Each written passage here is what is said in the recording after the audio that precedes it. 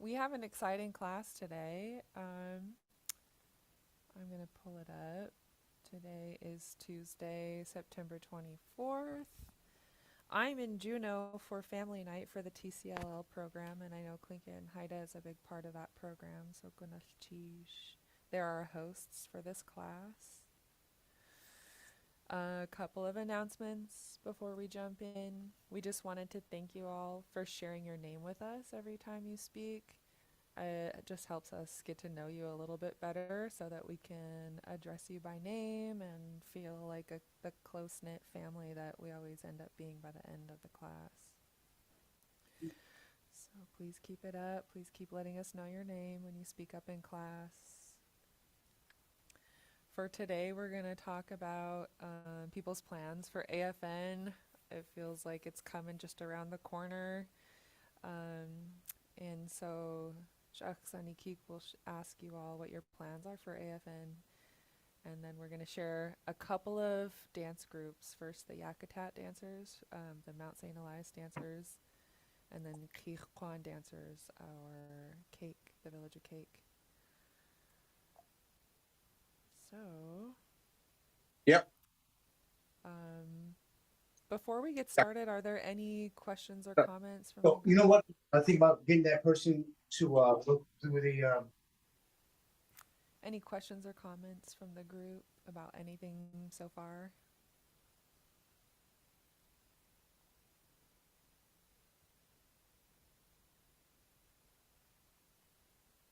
If not, um, feel free to share your questions or comments as we go through class today. Uh, Shirley, I'll hand it over to you to host the discussion about AFN. Um, Shani Kikaya, are you making plans to attend AFN? We need to know what effect that's going to have on the class if you're going to be traveling to AFN.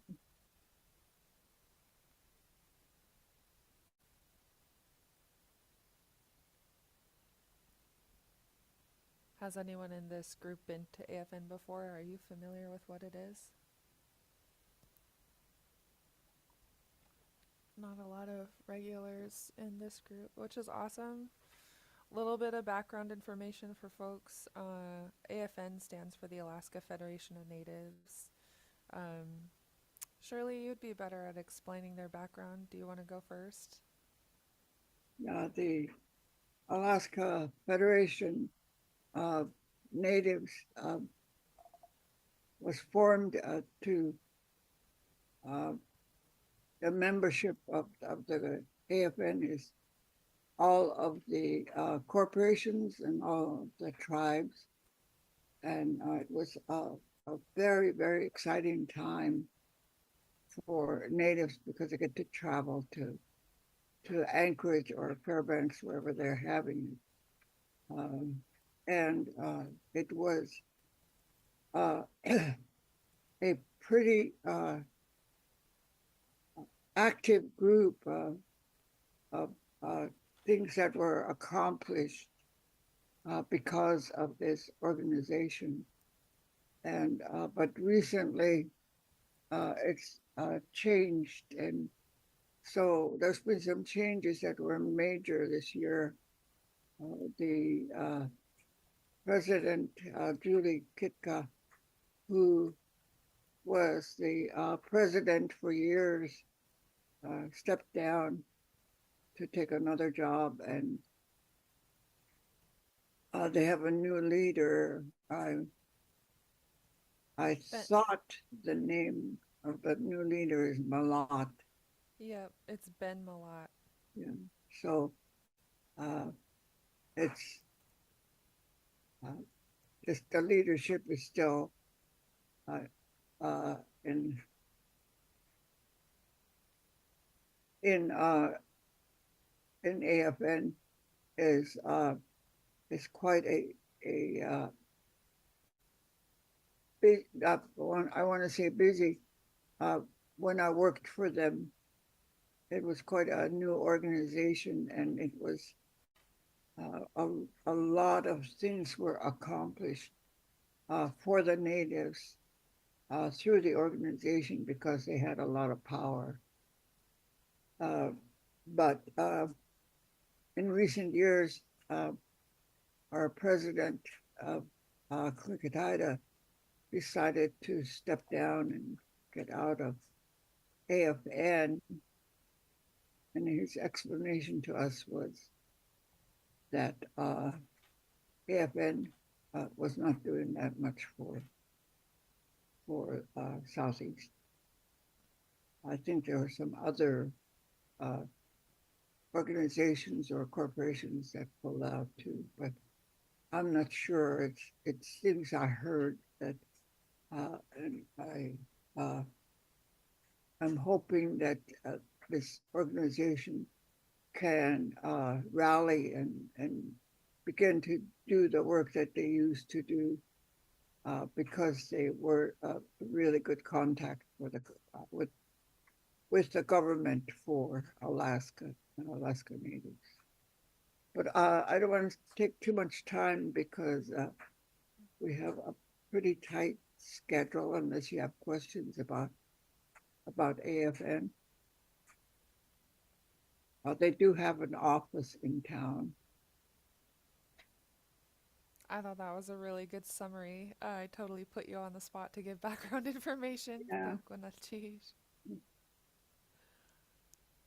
Any questions from the group on AFN? So that'll There's, take place. Oh, go yeah, ahead. there's a lot of organizations and business people that used to come and campaign. People that are running for uh, Congress, they would set up their tables to make contact with voters and people that want to sell their goods.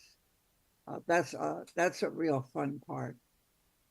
They also have breakout rooms that you can go to study first aid. You can study languages. You can play games. It's just they used to have a lot of things like that going, Mm, and that's at the Denali Center. yeah. The the Uh-huh. best dried uh, smoked salmon you ever tasted in your whole life. Yeah. Come and sell it there. I know. Outside the Expensive. doors. Yeah, yeah. Do you have someone to pick some up for you, Shirley? No, I, Oh, but I'd like to go and check it out, see, because yeah. usually they're outside. Yeah. Uh, During COVID, they were really, really strict about you coming in. In fact, they practically stop you at the door to, before they let you in. So Yeah. it got pretty scary. Yeah. Yeah. That was a scary time. So that'll be coming up mid-October. So it'll be the Elders and Youth Conference first, which is hosted by First Starts on the Alaska. 17th. Yeah, so Elders and Youth first, the 14th through the 16th, and then AFN the 17th to the 19th. So it's two different conferences back to back, but they all take up the whole week.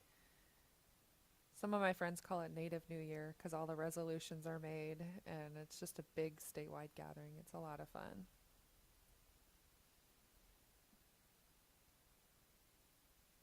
Nice. Gunachish, Shirley, for the summary. If nobody has plans for AFN they want to share, we'll move on to dance groups, huh, Shirley? Yeah. Today they call it they casually call it koik. Uh, the Tlingit word uh, for the whole event is huasla, huasla. I think that's where potlatch comes from. Oh. Yeah, it's plain X, W, two A's, LACH, I think. Huaslatch. Oh, really? Yeah. I didn't know that's where it comes from. Yeah, Wasatch. Okay, plain X, W, two A's, L, high L tone. A Uh, A and CH. okay, is it high tone A? Uh, uh, Wa- Wasatch. no, no, there's no total mark. Okay, Yeah, and it's just one A L A C H. yeah, Okay. yeah. The part that we talked about in regards to the memorial service, that puts aside all the sadness and the cry songs and uh, talking about those that have passed on, that and the family members and uh, people of that clan uh, would get together and use that memorial service to give them honor. So now we come to the party, the actual Koik. And uh, if you can imagine a big building, these uh, tribal houses were quite large, and the I think the back part, a little more than half, is where the guests are seated. And the interesting part to me was they had the seats in the shape of a horseshoe. Hmm. Uh, so if you can imagine that, the row of chairs that would go in the shape of a horseshoe. And at the top of what the horseshoe is where the chiefs, the council of chiefs, were seated with their assistants uh, nearby. And if the party is quite large, then there's a second row and maybe even a third row. Hmm. So those rows were filled up with guests. Hmm. The At the entrance of the building, there was a big uh, table, and it wasn't for to be seated at, but for the women to have to put the food under the table. They would stack up all the food that they were going to give out, and on the table they would uh, prepare the hot foods that are were going to be served. So when it was time uh, to invite the people, the Nakani that we talked about was given the task of going from house to house.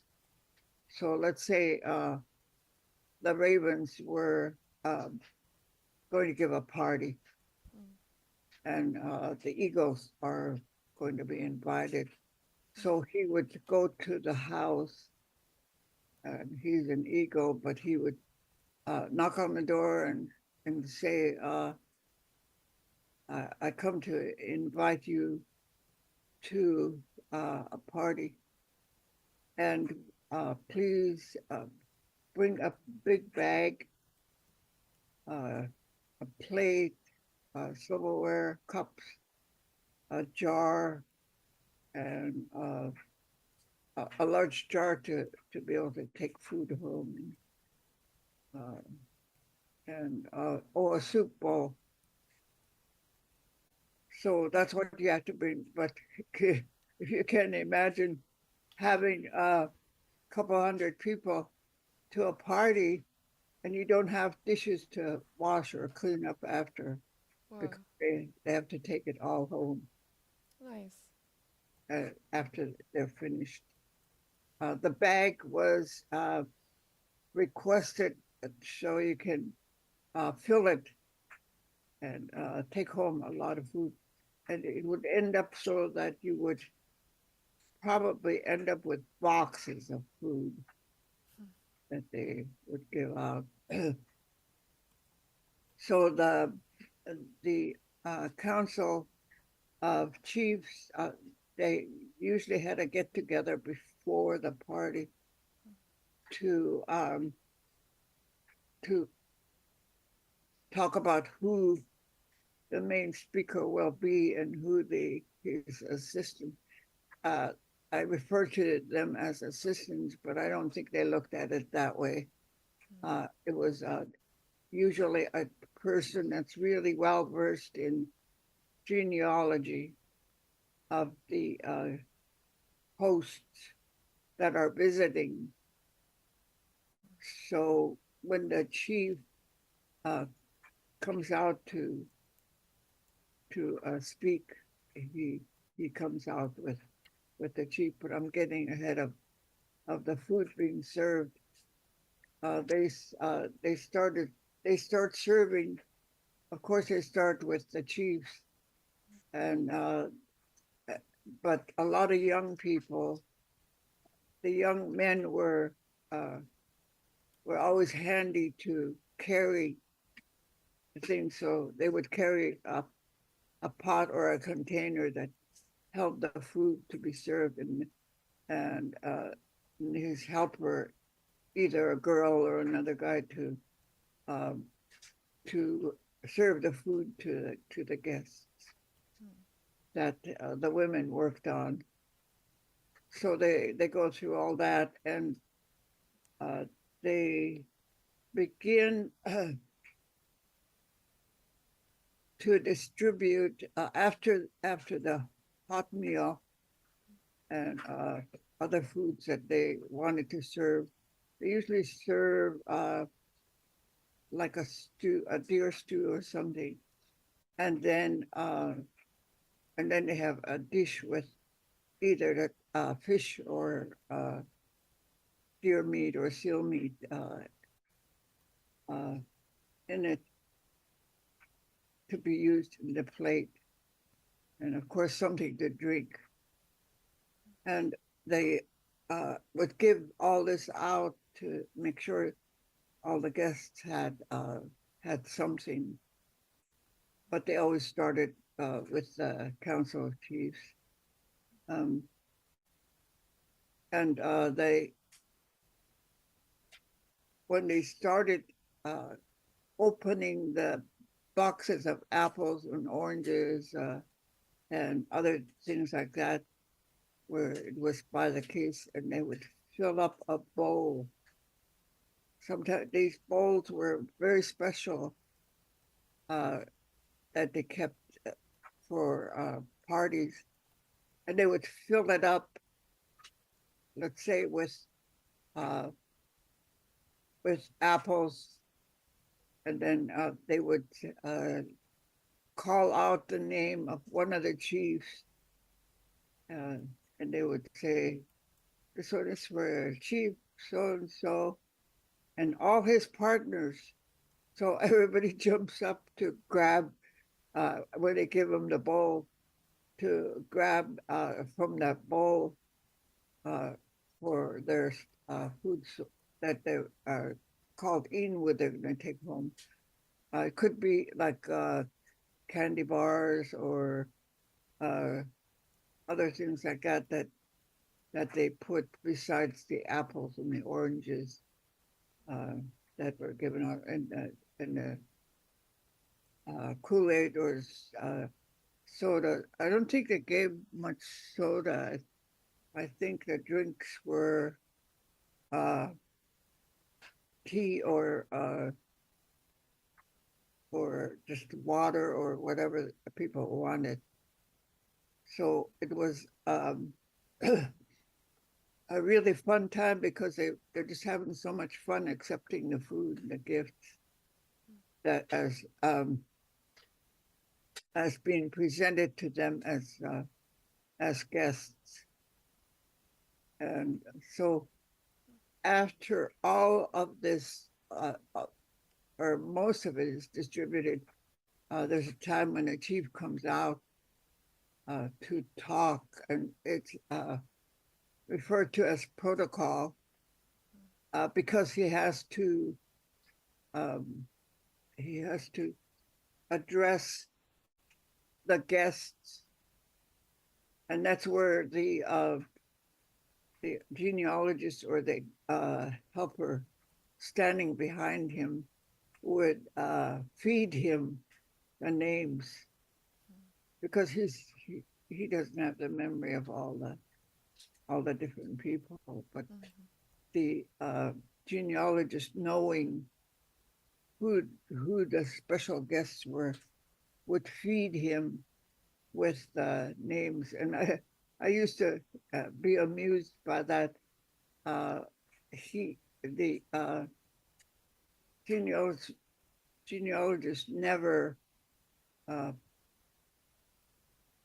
uh, poke or anything like that. He just stood behind the chiefs, and I was always amazed at how smooth the chief speech was as he uh, spoke, and the names were fed to him, and he would just include that name and say all the honorable things that he had to say, and then when that part was finished, then the genealogist can just sit down Wow. and he's finished. And not once did I ever see him ever jump back up and say, "Hey, don't forget this," because it's supposed to be all done when he leaves.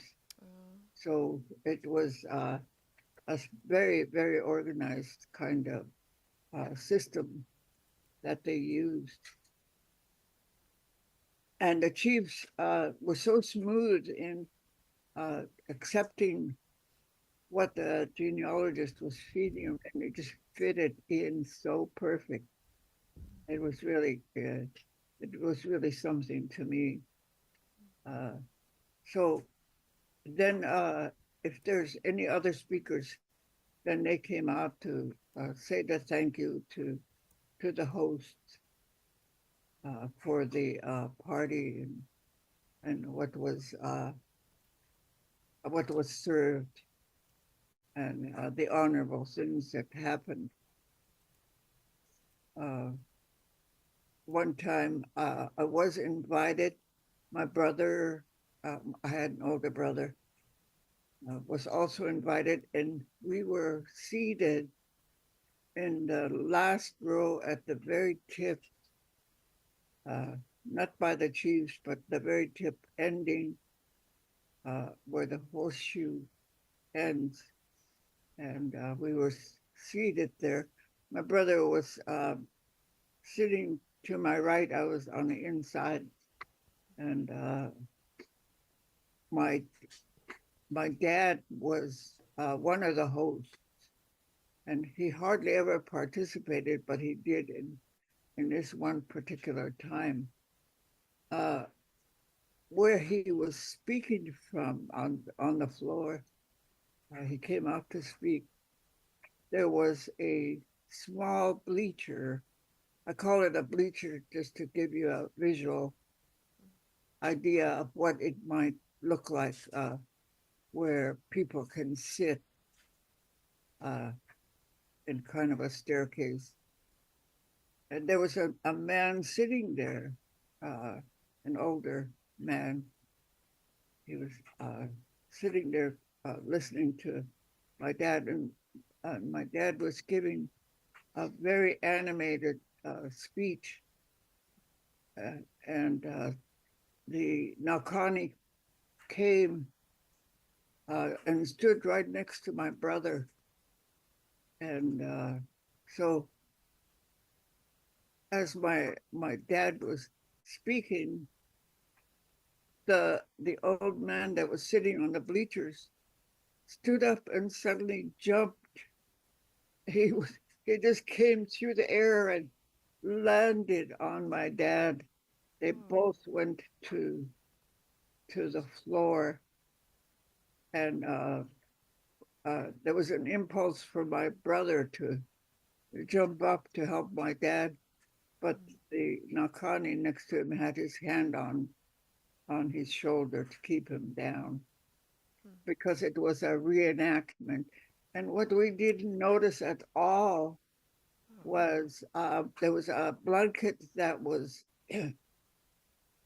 that was laying in front of him, and when they both went down, uh, suddenly the blanket was lifted to make a stage for them, and they both stood up with masks, and the drum began to beat, Whoa. and they began to sing.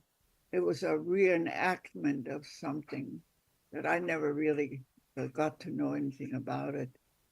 I should have asked my brother, but uh, uh, it was really good acting, Yeah. and it was kind of when you saw them come up from behind the blankets with the masks, Hmm.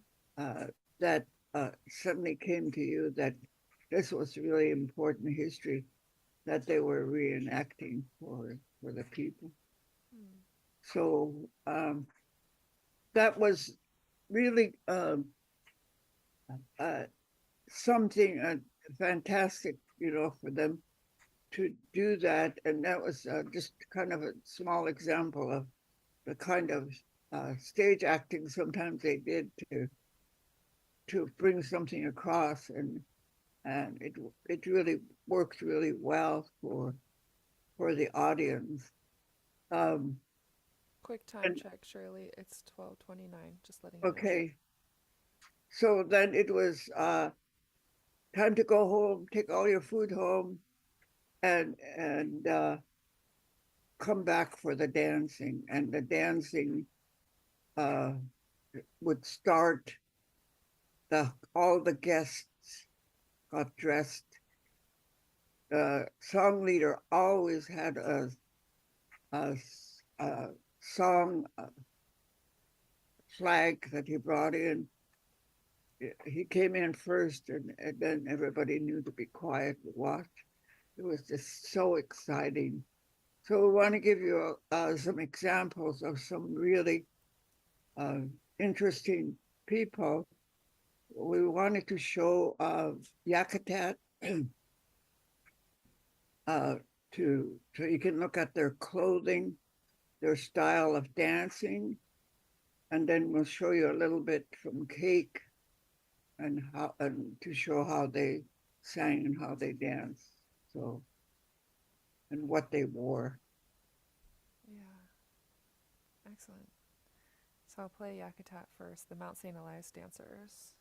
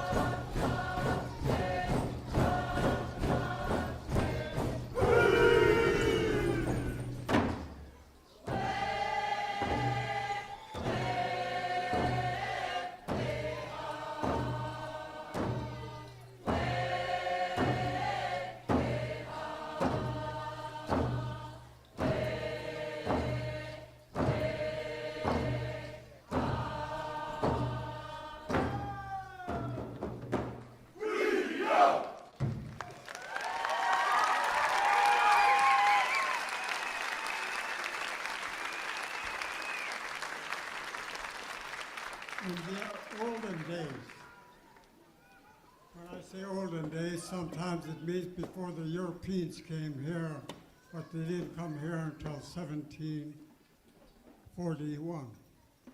That was the sail ashore bearing himself.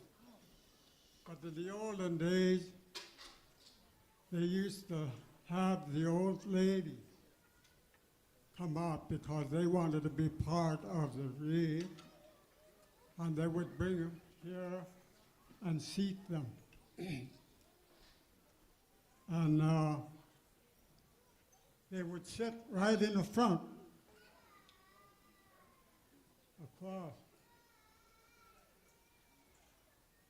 And it's known in our life as Kakos Yishawu. They'd sit there, and that's where they sing from. And I remember when our group started in 1955, the ladies used to sit to one side, the old ladies, and that's where they'd sing from. And it really impressed me that they could sing all night long and never sing the same song twice. So they bring them out, and they'd sit them there. And the young men would dance in back of them. Every time you are invited to a potlatch in a different community, the invitation was set out a year ahead of time. And he gave you 1 year to get your regalias finished, to get your food together, and to get your dances and songs together. And that's the way they told me the potlatch that was in Sitka in 1904, when the governor told us, well, you can't have any more dances, any more potlatches. And the Kagwantan went to him and asked him, can we have just one more? And he said yes. And this is where I heard the description from Marie. But the army scar, the sailor scarves that you see them use, there are 5 traditional sailor scarves, because that's what they traded for when the sailboats came in. So, at this hour, we would like to go into the next song. Okay. I'm sorry, it's called the Jumping Song, but we modified it a little bit by adding Michael Jackson Shuffle.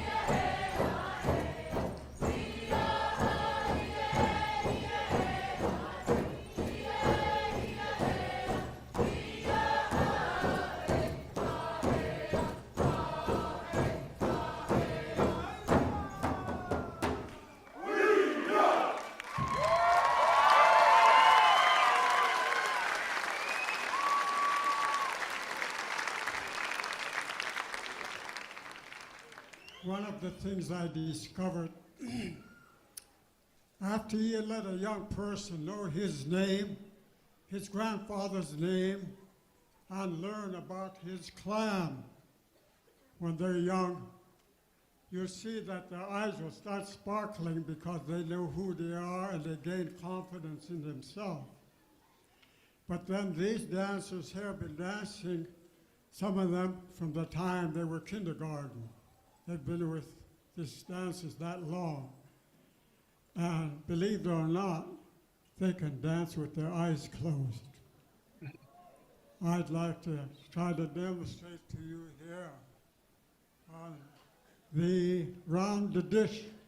When you invite to the potluck, when the dish is brought out, as you see in front there, then they have to get up and dance. And this is what's called a round the dish dance, been modified by being without eye work. Close your eyes.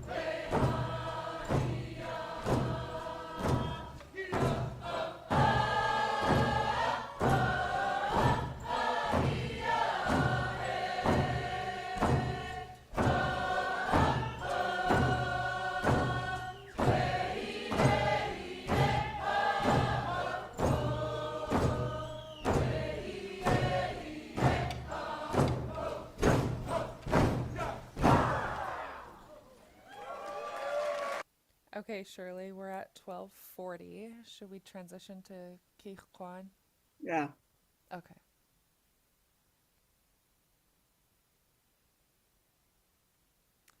So this is the Keith Kwan dancers from Cake, same year at Celebration.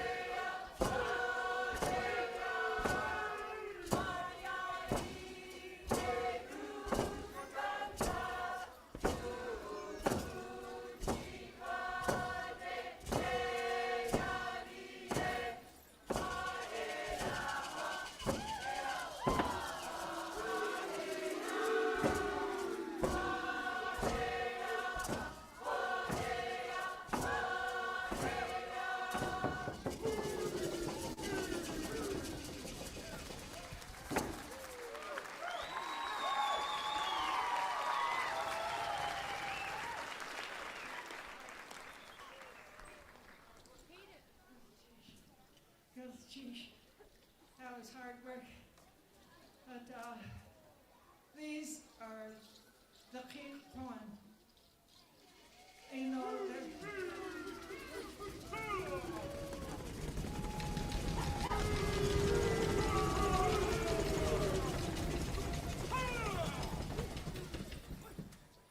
know, there are some among us that have not practiced this song, but they're always welcome to be a part of our community, dancing in with us. And we thank them for being here, but we also thank the Anya Krisani Al Kwan Tsuyani Katputuatin Akaga tu dech dech su yachana, tlachwasagana chish, tlakatiwan hachunki, tlakatiwan itusihan, gunas chish hatech tudach. I say thank you to the Agpan, the people that own this land. We are dancing on your land again. And we dance with respect to all of you. Tahwasagam Shish, it's good to see friends, to see our old friends, to meet new friends. And you see our Kirpan up here. The reason why there's so many is that you can dance, but you have to move back to cake.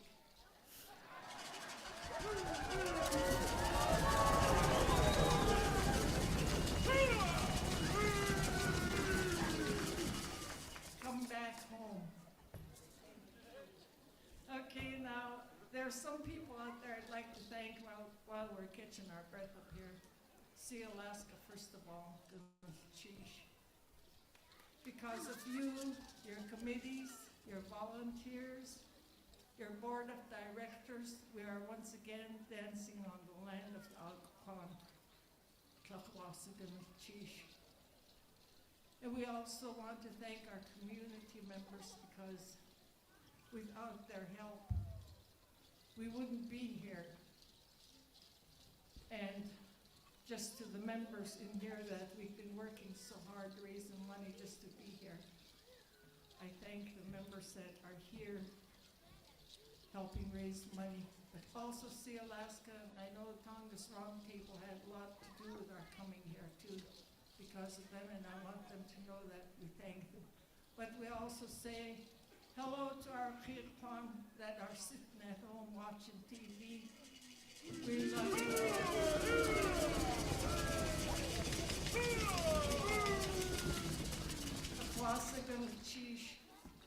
And now we will do our potlatch song. The dance we came into was the peace dance. Whatever troubles we had inside of us, whatever hard feelings there was inside of us, we stomped them down underground, not to be brought up again. A sign of forgiveness. And I hope you all feel the same about us, whatever we've said to hurt feelings, if we hurt any feelings out there, we didn't mean to. So this is like a forgiveness song that we did for you tonight. Goodness sheesh. Our next song will be the potlatch song. Saiga Ashia.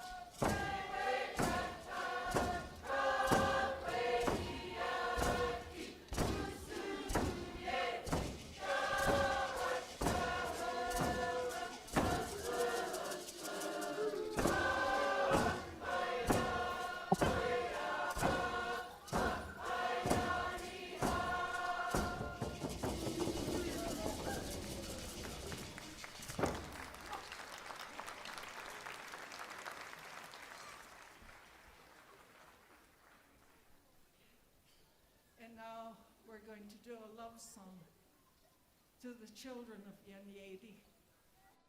I know there might be Yanyedi out there. If you could please stand and show yourselves. This is a love song too.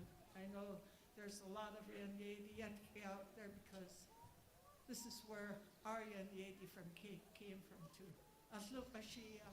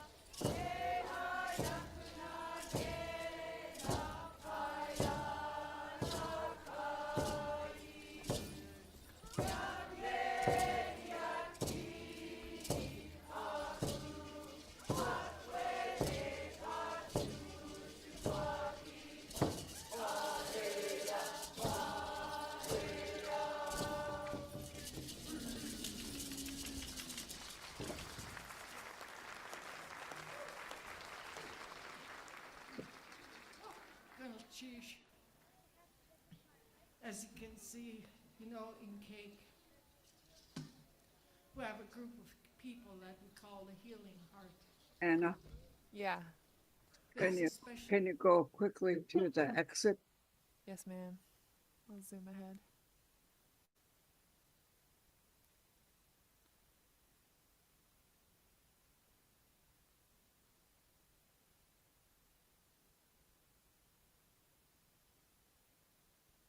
Should we go a couple minutes before the end? We have 6 minutes left of class.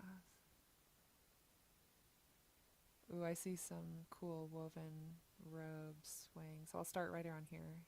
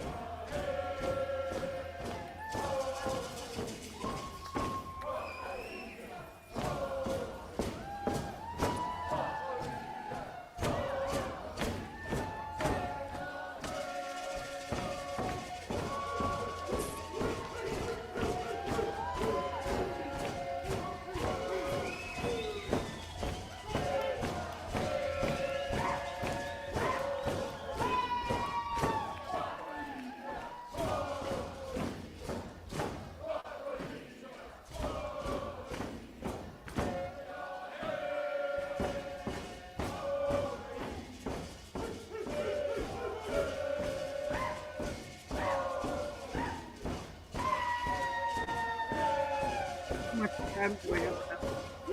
We have 5 minutes left. Should we Okay. transition? Yeah. Okay. Um, the reason that we wanted to show these two groups of dancers is first to show you the differences in regalia and also the type of dancing that the Yakutat dancers do is very, very athletic, as you can see, with the jumping song. And that's so much fun, but just think about how strong you have to be, how good your heart has to be able to do that dance. And then to switch over to the cake dancers who are are very famous dancers. Uh, their regalia, the differences in the regalia and the different almost, uh, even though the songs are really similar, uh, there's quite a difference in the way they introduce and do the songs that they were doing and the choices they made. So the regalia, the type of dancing, and the stories that they gave behind those different things that they did. Cake was really well known. They quit dancing for quite a few years, and then when they began, they really brought back a lot of really exciting kind of regalia and dancing, and they were also the first group, as far as I can recall, to uh, to bring back the use of face paint.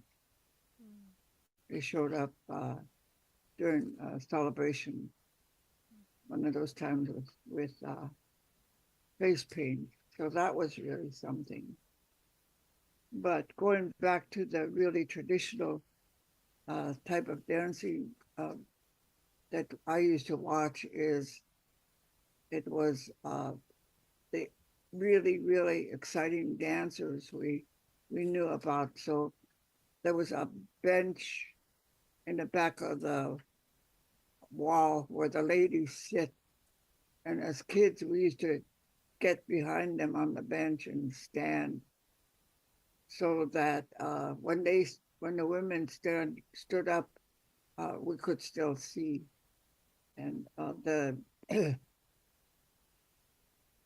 song leader always had a staff that he called it the song leader staff would come in the door and he would make the announcement, Hande he walk, and everybody would really get excited.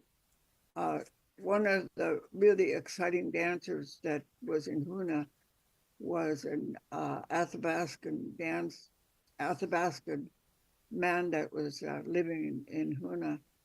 And oh, it was so wonderful to see him because when you see someone like that dancing, you have an understanding as to how Yakutat came to be so athletic when they dance. It was so beautiful when he would come in with his beaded jacket, fringed, and his boots.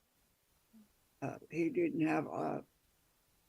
usually have regalia, but he would have gloves, leather gloves that were fringed, and he would come in like a hunter, and it was so wonderful Hmm. to see all that. And then there was no outside song done during these dances in Potlatch and Huna. They just sang all their songs, their program to showcase special people. So it was really wonderful to see. Uh, I think in Huna it was quite a mixture because I think we had some Chilcats that lived there, and also we had that Athabascan dancer, and we had then then we had people like from Sitka and Huna dancers and Angoon. So it was such an exciting time for all of us, and you felt you you went home feeling so happy just because of all that was done to entertain. That was a thank you from the guests. Now they have a kuik. They don't do that anymore. So We're we'll have a speaker mhm. uh, hopefully on Thursday to talk about the more modern day type of uh, potlatching. Yeah, hopefully we can get it lined up. Yeah, We're at time, but can we make time to continue our discussion in the next class? Because you shared so much with us. yeah, It would be great to talk about everything we've learned. I feel like I just absorbed a lot right now, and it's very heartwarming. yeah, Mm. yeah. Uh, if you get to onto YouTube and you can find these during 2010 when these two groups danced. It used to be at Celebration when it was announced that Yakutat dancers were going to dance. You could hear the everybody running quickly to Yeah, get a seat, yeah, uh, and there would be no seats, so you had to really uh, have a seat reserved or try to find one real quick so you could be in the audience when they came in. The same thing with Cake. Cake was also very, very popular dance group. Everybody wanted to watch. that's awesome. All right, everybody, I put the link to the slides in the chat, and they have the YouTube videos in there for everyone in case you want to watch them on your own. And I just want to say Glenachish to Shirley for talking to us today about Potlatch, Clique, and the dance groups. So we'll see everybody on Thursday, same time. Have a great rest of your day. Glenachish. Gonna chase ye, Kwasitin Satsu. Yekwati. Uh,